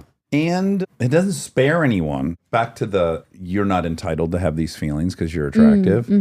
Reality's not in the mix in any of it. Your feelings are justified because you're feeling them. Yeah. Exactly. Doesn't need to be anything more. You said it much that. better than I Perfectly, could. yeah. Okay, look both ways. I'm very excited to see it. And I'm very glad that you got to work with the director, women in charge. Women. Yeah. Ooh. Such a pleasure meeting you. This has been so fun. I could talk to you for 7 more hours. Me too. So fun. Thank Thank you you for guys. coming. Look Thank- both ways on Netflix. August 17th. August 17th, Netflix. Look both ways. I hope it's a ginormous success. Thank and you. get to walk in and put together whatever thing you want to put together. And then find out you feel the same way. And then come back and we'll talk about Yeah, that. let's do Put that. together something else. Yes. All right. So great meeting you, Lily. You as well. And now my favorite part of the show, the fact check with my soulmate, Monica Padman. We're running. We're rolling. Rolling. Okay. Okay. So we're going to start off with the grievance. Oh, right. Is that the right way to start, or should don't I know. ease it in the middle? What would Okay, you- I'll start. I'm afraid I'll forget again. No, I want to start with something else. Okay, perfect. You're wearing another pair of pants. Oh, another pair of Fun pants. confusing pants. Yeah. Would you say these ones to me trend a little bit Asian? Like Can when you stand I up? Yeah, absolutely. And I don't even want to say Asian. I have a mental image of people working in rice paddies where they're a little higher up. You know those pants? They're very specific. Yeah, I do know, actually. I feel like that's what and they're bagging away in their drawstring. I see what you mean, because what happens is they taper. They Uh-huh. taper around the ankle, but they're very billowy around the top. They're balloon-like with a Yes. drawstring. Yeah. I know, they're so outside of my comfort zone. I know, you're playing with clothes, and I really like Oh, it. good. I was waiting to hear the verdict. Like, were you like, what are you doing? No, I You're loved too old it. to be experimenting with all this stuff. No. That would have been a legitimate takeaway. Well, it's not. my Okay. takeaway. Okay. Thank you. I just like this new phase for you. Fashion phase. You know what's happening, and by God, they should be a sponsor at this point. But I just trust Todd Snyder now. Yeah. Like I like most of the clothes I see there. Yeah. And so I'll see these, and maybe from the photo, it's not clear the real fit of them. Well, things fit everyone differently. They do, but I'm pretty trusting of whatever they're selling. So I end up taking some swings I wouldn't otherwise. Like if it wasn't a trusted brand, I probably wouldn't have tried it. I can relate. That's how I feel about the row. Oh, perfect. I would take swings if they were on their website. I'm trying to think, is there anything I like? Oh, you know what I don't want to wear, which is back in flared pants. Or back. Meaning like bell bottoms? Yeah. Oh, God. And They're I- always back. I swear I've seen this. This is not like my third go around with this. Sure. That they're back. I want to know when we're post style, like post modern, like where we've already like tight pants came back, then baggy, then tight, then baggy. Yeah. And now like everything's on the table. We're done cycling through. Oh no, 50s is in, 60s is in, Totally. 70s in, 80s, 90s. Well- And I mean post style and that nothing new's coming out because every time we have a new style, it's really an iteration of the old one. Are we post style? Well, we are. I mean, they're all trends that recycle. Yeah. So I don't think, I mean, I'm sure there'll be new stuff, but I am going for more classic silhouette, a trouser, A blouse. well, I don't even know what that means. more like a gown. tee. A gown. Oh, yeah, a gown. Okay. Oh, I did buy A gown? not a gown, but a incredible dress, Really? vintage. Oh, wow. And did you find it on a website or in person? No, at a in person store? in Paris. Okay. Yeah. Great. And you'll have to have it tailored to fit you? It fits like a glove. Wow. It's very rare for vintage. Wow. Well, this a bit disproves your theory from the last fact check. Uh-oh. What'd I say? That Parisians are carpenter's dreams. Right. And that you don't fit into any of the... Well, that's right. But I think I didn't say that on a fact check. I said that to you separately. No, it was during the recap of, I know what the you're- massage. It wasn't. Okay. I was saying after the fact check, I was Oh. saying, it's interesting how bodies are so different to different cultures. Free right. Because I was thinking, like, I do think, and these are not general Oh, rules. right. You had brought up that you thought maybe in general, Indians trend up a standard deviation above Europeans Breast on being size. stacked. Breast. I think the scientific term is stacked. Yes. Yeah. And because I was noticing, because I love French style so much, and I want to be a French girl, and I want to dress like Wow, a French you girl. used to want to be a white American, and now you're now a French I've girl. moved on. Wow, cool. Yeah, yeah. It's to try to keep up. So I want to be a French girl, and I want to dress like a. I mean, if you're a fashion, if you're I know. into fashion, You're into French shit. you are. You're Yeah. into French style. But I was noticing when I was there, bodies like seemingly trend towards a little bit smaller of a chest, breast size. Stacked. Less stacked. And so it was just curious to me, like, oh yeah, it's all so interesting Yeah. culturally and genes wise. You go to Rio, you go to the beach, there's a body type, and you think we're all the same species. Yeah. How could it be that everyone on this beach trends towards a bigger bottom end? I think these are like evolutionary things, I assume. They're genes. What I pitched to you though is upon reading this book, Behave, and how variable what parts of your DNA get turned on and off, which are informed by your environment. And Yeah. I think it's not too far of a stretch that your body can look around you, detect what is sexually advantageous, as sexual selection is a huge part of evolution. I think you might have a range of what your body could look like. I think maybe your epigenome's turning on and off different things that Maybe. might make you comply with whatever is sexually advantageous.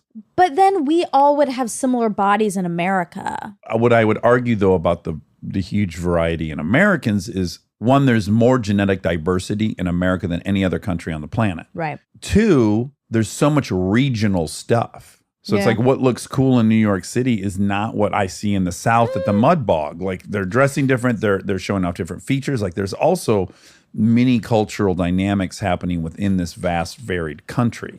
Ish, but I also think what is considered, quote, attractive, hot, whatever at the time, it does vary a ton. It normally comes from whatever model body type is hot in the moment. Well, I think there's a lot of drivers. There's fashion. That's a driver. You have people who want to look like Kate Moss. Exactly. But you also have hip hop culture. That's a huge driver of style and what people want to look like. That's why you see butt injections. Like the phenomena of butt injections does not come from the world of modeling. But it's still coming from aspirational people, let's say. Okay. Right? Like Yeah, but again, whatever person from your culture you see as aspirational. Exactly. So another anecdotal thing I'll say is, and I think if we looked it up, maybe Rob, while we're talking, you can look this up. There was a Dallas type. It's big blonde hair and big boobs. Sure. That's not the New York type. That's and true. so lo and behold, You're you have right. a lot more women with these big breasts. the cowboy augmented. cheerleaders. Sure. So, we see that variation. You want me to look up Dallas women with big butts? No, breasts. I want to see highest percentage of breast augmentation per city. Oh. Per capita breast augmentation per city, and see if we see some spikes and some dips and some patterns. Should I get into my grievance while that's being looked up? Yeah. Okay. I don't want this to sound like virtue signaling. I'm a little nervous it's going to come across as virtue signaling, but just rest assured, all it was absolute rage at midnight when I was watching this by myself. Okay. So I'm watching, first I started with the Elvis movie. It's fantastic. I'm still not done, but I can already say it's fantastic. So because we started it with 4 people, I can't finish it. So I'm like jonesing to watch. So I find, there's a Elvis documentary, a 2-parter on HBO Max. Great. Earmark, that's my other grievance. Oh Hulu. my God. Okay. Okay. Jesus. So I end up watching this great Elvis documentary. And there's all this footage of, because he was so heavily influenced in the 40s by going to black gospel churches. They were insanely poor. They lived in these railroad house, whatever, these little 1-bedroom houses, shotgun shacks. And he was really integrated into the black world at that point in Tupelo and then moving to Memphis. In the process, they show all of these black churches. I'm seeing all this like volcanoes of beauty. The way that the black churches would sing, the gospel singers, the way they're celebrating. And they kept panning across these churches. And this is footage from the 40s. And you'd always go by the image of Jesus on the wall. This white dude. And all of a sudden, I just got outraged. I was like, not only were these people captured and brought to this country against their will, they were then given a religion that a white guy's God. Yeah. God is a white guy. Well, no, You he's not. He's Mediterranean. Well, no. Sure, in reality, Yeah. the image of Christ in all of these I know. paintings is a white dude. So the subversive message of like, you want to talk about the implementation of inferiority is like, by the way, God's white. Exactly. So I don't know how good you could possibly think you are when God himself was white. I'm like, they didn't even get a fucking black God. It drove me bonkers. You know what I'm saying? I was No, I like, know. It's how absurd. fucking insane that these poor people I are know. worshiping this white dude. I know. Oh, it made me crazy. That's preposterous. You know what's weird about there's this like loophole in religion that I don't, and Christianity that I don't understand, which is like, if you don't believe in Jesus, you can't go to heaven. But if God is real, why wouldn't God have made you born to believe in Jesus? Like, and none of this makes any sense. Like, if God was all powerful and made you, then he would make you believe in Jesus. Well, you have free will. That's what they would counter with. But I think I get more specific with it because I've proposed this to a family member. Your benevolent, loving God made half of the population on planet Earth incapable of even becoming aware of Jesus.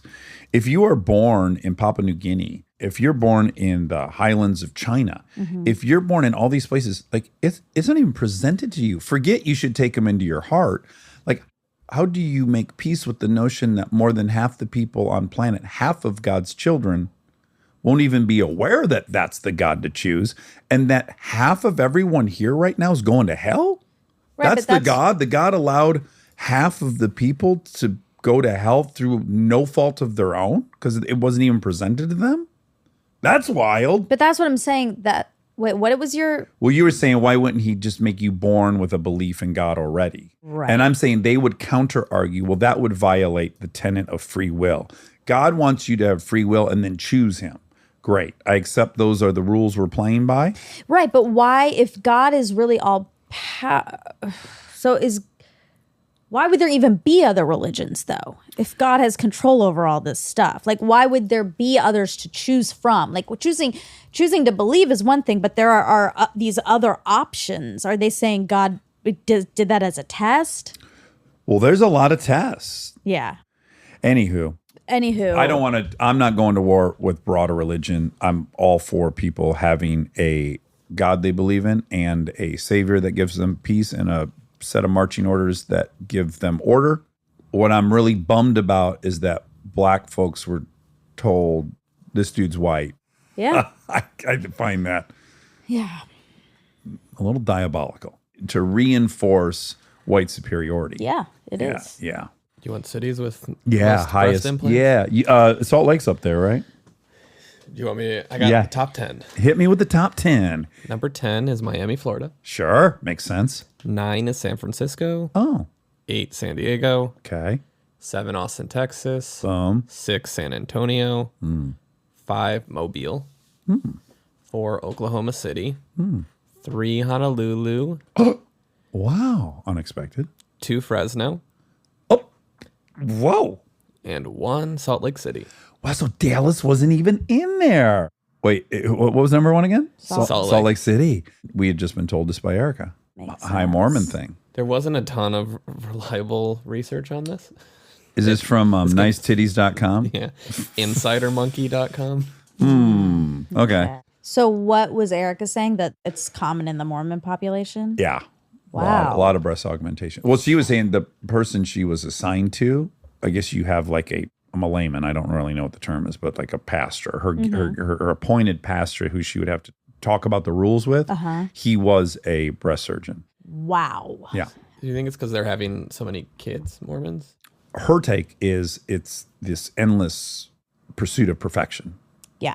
Yeah. That makes sense to Yeah. me. Perfect wife. Perfect wife would have perfect boobs. Quotes, quotes, quotes. I'm putting everything in quotes. Okay. Do you want my second grievance? It's less Yes. hot button. Yes. Okay. Hulu.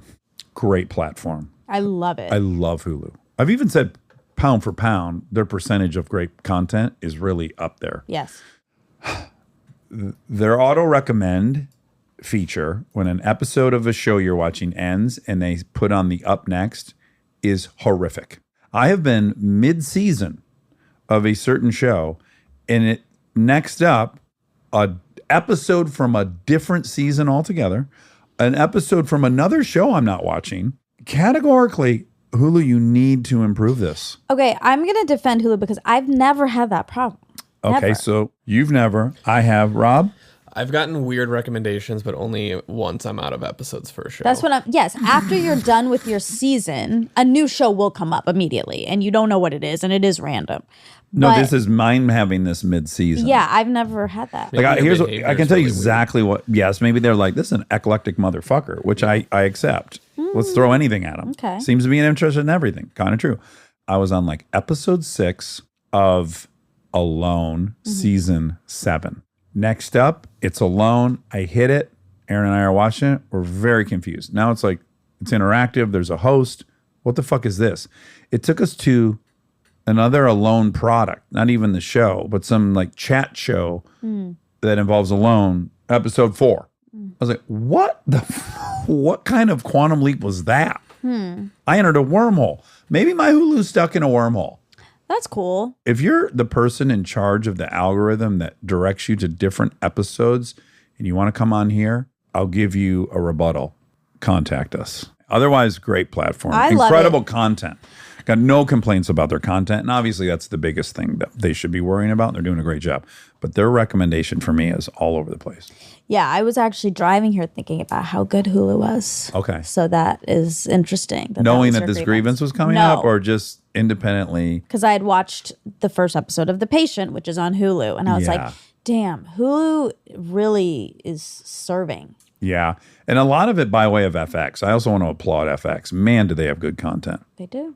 They do. We've got a big Hulu star next week. Yes. we do. Dingles. Yes, we Easter should. eggs. Okay. This is for Lili Reinhart. Wonderful. Yeah. Yeah, we loved Lili. We did. There is a ding, ding, ding because She was watching Survivor and got auto-recommended an Elvis documentary? yes, exactly. I forget what the ding, ding, ding is. Let's see if it comes up naturally.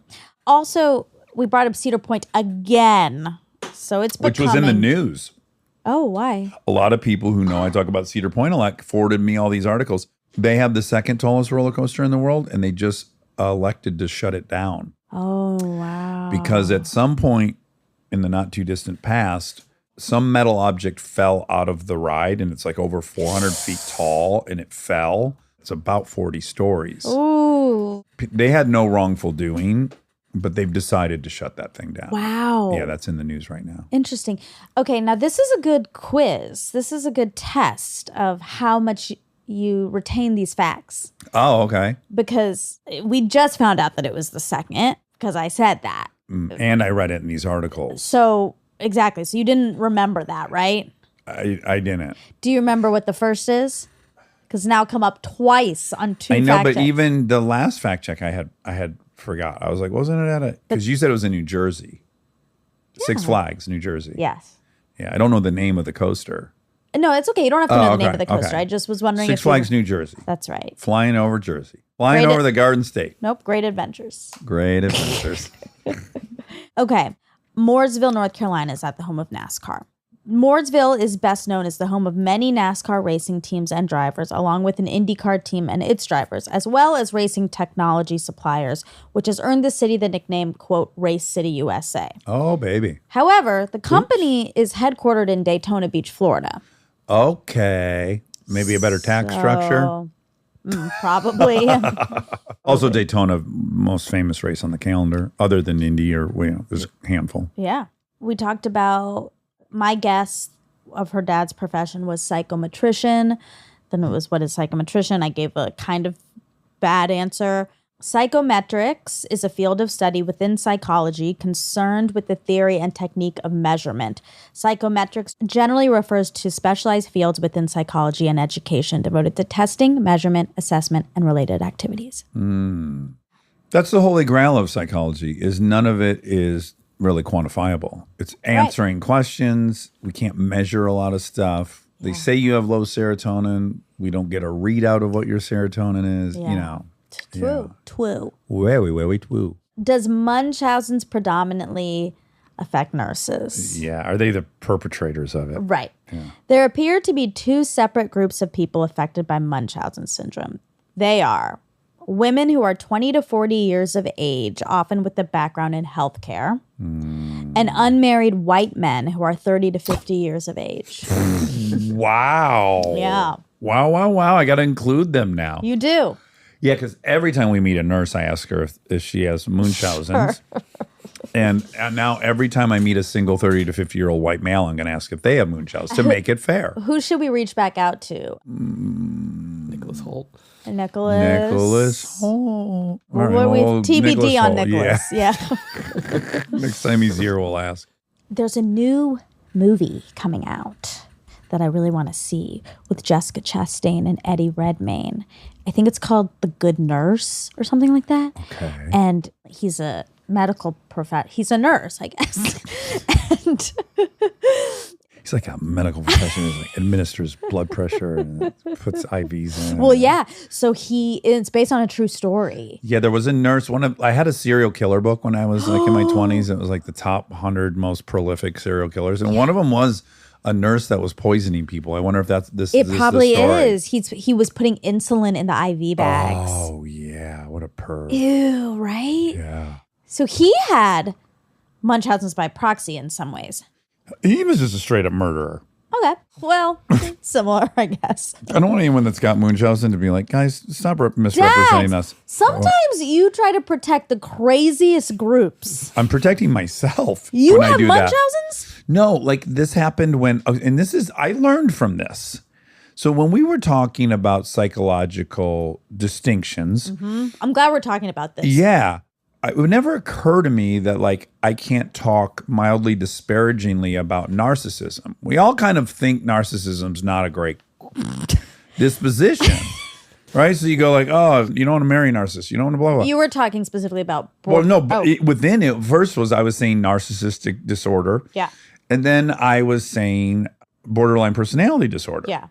And I went too far. And then many people that are diagnosed with it who are undergoing treatment like alcoholism, they were like, hey, you can't just say, stay away from all of us. And that was valid. My retort, though, was I also would advise everyone to stay away from an addict in their addiction. Now, an addict in recovery is one thing. Yes. And then I would clarify, and as I should have when I said it, someone with borderline personality disorder in recovery, game on. But I did lump those two into one category, like narcissism and borderline disorder. I had no problem. I still don't have any problem saying like narcissism is to be avoided. No, we were talking about a group of 4 disorders. They are in the same category of narcissistic personality disorder, borderline personality disorder, psychopathy, and sociopathy.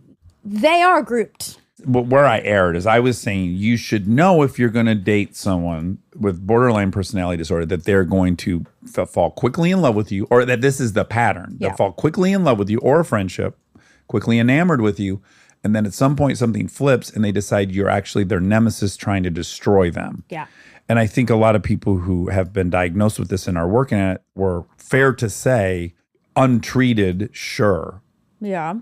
But you can't write someone off entirely who has addiction, because if they're in recovery, that's a different ball of wax. So we went back in and we did a little tinkering because you got comments. Yeah. And I wrote this long text out when you sent that to me. Right. To cut it. I was like about to say, no, I really don't think we should. Yeah. And then I was, I was getting my eggs done and I didn't have time. Yeah. You didn't want to be in a battle with me over I didn't. it. Yeah, yeah. Because also what you were trying to do was nice. You were trying to make people feel better. So ultimately, like, yes, of course.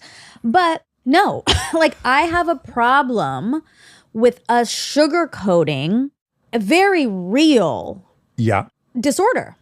Yeah. I think it's totally fine to say signing up for a relationship with someone with those 4 disorders, signing up in a relationship with an addict, it comes with stuff. And you really do have to know what it comes with in order to sign up and sign on and say, this is something I'm willing to take on for my life.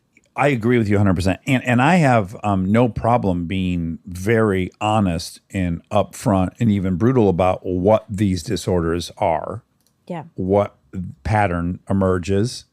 Where I think I went too far is avoid at all costs someone who has this. I don't think you said that. I really don't. And so that... Yeah, maybe I didn't. You didn't. Okay. And so if that's what people are hearing, that's a bummer to me. Well, people hear, it's crazy what they hear. That's what that was my whole point is I was like, I don't think that's something we have to fix because all you said is, I think actually what you said is, that's a deal breaker for me. Right. And it is okay that is a deal breaker for you because it's okay that we all have deal breakers in this life about who we choose to be with. Right. It comes with stuff. And if you're not someone who wants to take that on, it's okay. Yes, but here's the thing I can own. I'm not in favor writing off an entire category of people.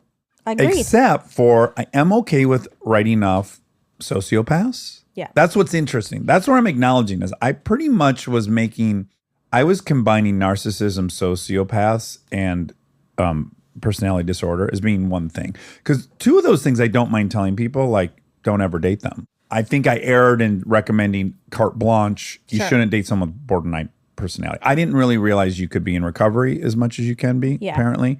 So that part I could do better at, and I don't mind doing better at. Anyways, this brings us all to... I'm inclined to say you should never be with someone with Munchausen. And then I'm also acknowledging I might hear from somebody that has Munchausen who's actually maybe even recovered from it. I mean, this is what I'm saying. This gets ridiculous. Like that's a valid point too. This comes back to the autism episode though with Ricky, which is like if you knew the person had autism, you could extend to them a certain level of compassion, understanding, and patience. And maybe the best part of me thinks I could somehow extend some understanding, some compassion, and some patience with someone with Munchausen's even. Okay, we can generally do that. We can, of course. And I think it is completely different, autism and Munchausen's, because that's dangerous. That's dangerous to people around them. And so is Sociopathy extreme and narcissism. Exactly. There's actual danger. Yeah. And there can be danger with addiction. Yeah, for sure. So all I'm saying is, we don't have to carte blanche write off a type, but it is definitely okay for you, for me, for anyone listening to say, for me, I have boundaries and I'm not going to engage in a relationship with someone who has Munchausen's, borderline personality, narcissism, addiction. It's okay. But again, okay, two things. One, I agree with you, but it is nuanced. So I, first and foremost, when someone's talking about addiction on a NPR, it's two experts, I have nothing personal going on with me just because I'm an addict. Right. Secondly, if someone said blanketly, don't ever love an addict, don't ever be in a relationship with an addict, I might point out an active addict, yes. An addict in recovery, I disagree. But what would you say if you heard someone say, for me, I can't sign up for that life, because for me, I have high anxiety. I have this, I have this, I have so this. So even one in recovery. For some people, that is not a match. That's not going to totally. be. If your chronic problem is codependency, it's not a good match. It's not a good match. I agree. Yeah, I'm fine. I'm fine with that. I am fine with that. That's You're what right. I'm saying. But I also have a lot of self-esteem. I don't know. I don't know. But it's actually not respecting other people's decisions about their life. That's true.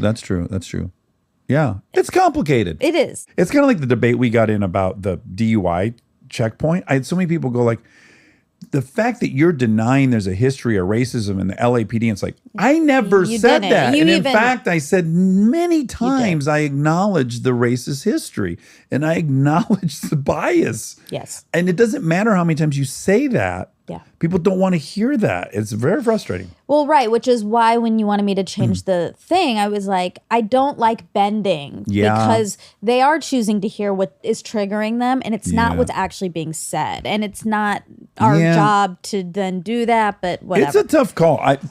It's happened 3 times in 500 episodes that I've been like, we should probably edit that out. That's a little... Again, I'm always going to be like, okay, sure. If it's going to make some people less sad or uncomfortable, of course, I want to mitigate people's pain. And the integrity of the episode's always priority number 1 for me. So if I thought the episode had lost a lot of integrity because I took that one line out I said, I wouldn't do it. Yeah. But I also didn't think it was a hill worth dying on. I didn't think it was that integral to the episode in general. Yes, agreed. Yeah. Okay. Munchausen's. No. The Pope on the table. Oh, Buca de Beppo. It is. There's a Pope room. You were absolutely right. Oh, yay. I think he's on a Lazy Susan, too, so you can get a look at him. It's a specialty table. It's called the Pope table. It seats 12 to 18. Great for a birthday party. Mm-hmm. It's in a 1 foot by 1 foot glass box, painted bust of Pope John Paul II. Didn't even know which one I was looking at.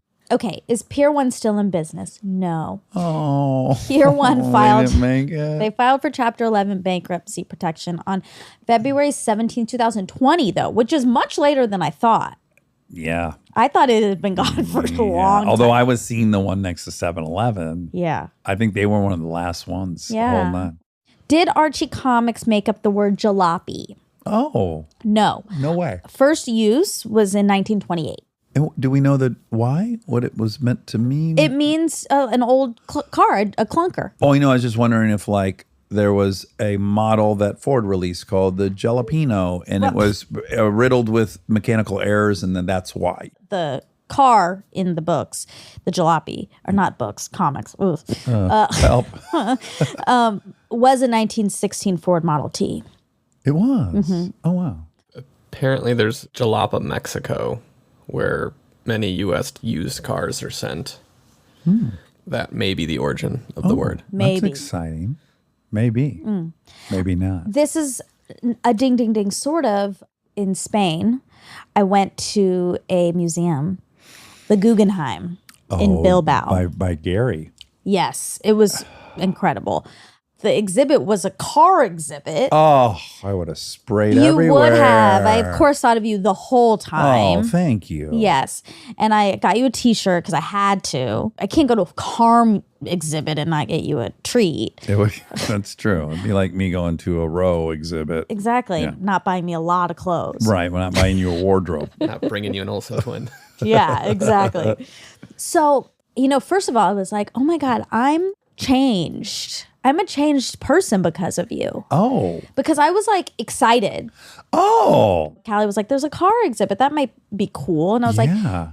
yeah, that is cool. And I definitely would never have thought that was cool before I knew you. Right. So I had the realization like, oh, that's a piece that's changed. Yes, we change each other. We do. Me and cheerleading. You love it. I've respected it as the highest form of athleticism now. Exactly. And Did you see your favorite car, the Mercedes Going? Did they have one Yes. there? They had one there? Yes. Oh my gosh, of course they did. It's one of the most beautiful cars ever made. They had the coolest. I took so many pictures. Oh, I haven't seen any of these. I'll show you all of them. But they had the coolest. Did they have any Andy Warhol BMW M1s? Oh, fuck. I don't know. Okay. See, that's the problem. I wish you could have been there because Yeah. you would have been in heaven. Although I would have made a mess. They would have asked me to leave. Anyway, I thought of you and I thought of Pier 1. Yeah. Of course. How could you have not? Seen all these cars from the bygone era. I don't want to be rude to Pier 1. But the place always confused me. I remember going for the first time when I was 8 and I was like, what is this place? They sell wicker? And then I was like, no, they sell candles. And I was like, no, they sell things you hang on the wall. Like, I couldn't. It's a home store, home goods. But a weird one, right? Well- Like, what were they trading on? That it was like an importer exporter. That it was like these goods were from Asia. No. What was the theme? Pier 1. So I get it. There's a pier. Ships come into piers. It's import Yeah. export. But from where? Was there a consistent vibe? No. Okay. A lot of wicker. There was a lot of wicker. I love wicker. Someone right now is like, stop making fun of my wicker chair. Okay, you guys. Dax cannot like wicker. You That's know. his personal opinion. Yeah. And I'm not talking about your wicker chair. Your wicker chair is great. I hate wicker, and your wicker chair is great. The What do you hate about it?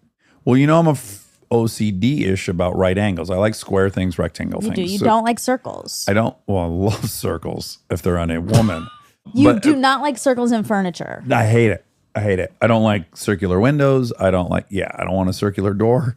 I like rectangles and right angles. So wicker to me seems at least to really skew non-right angle. Oh. There's always like the big papasan. What's the chair people sit in? Oh, Papasan. Is that what it's called? Yeah. Yeah, it's just like a bunch of, they're not even concentric circles. It's like one's an oval, one's a circle, it's just a mess of unpredictability. And the chairs, they're always, they've got an arch at the top, your famous wicker chairs. There's very little right angles in wicker, I think. Okay. No, look, but I will say that's a very right angle-y wicker chair. Do you like that? Well, but even look to the right. Don't look to the right. But the nature of wicker is it's crisscross and applesauce, and it's not uniform. But it's woven. It is. I love this chair, actually. That's a great looking chair, actually. And we do have some new chairs in front of the guest house that I believe are wicker. Oh, really? And I I haven't love seen- them. They're okay. gorgeous. Okay, so you're open. Just historically, I don't love wicker. And it doesn't make you sit in it, it's like, and it's like made out of bamboo and it's squeaking and squawking. And It feels like it might break. Yes. That's my it doesn't only imbue fear. sturdiness. It doesn't. Right. But I love wicker, actually. It's back in. That's probably why you guys have What if the Pier 1 chairs. fucking comes out of nowhere like GameStop? Yeah, maybe because it's known for so much wicker. Yeah. And wicker's back. Wicker Park. Wicker Park just came up when I typed in wicker. Parker Warbley. Oh, Warbler Parkley? Warby Parker. Warby Parkler. Nope. Oh. Warby Parker. Okay. All right. Was that all the facts? Yeah. Okay, wonderful. Well, I enjoyed it. Me too. I love you. I love you. I love circles.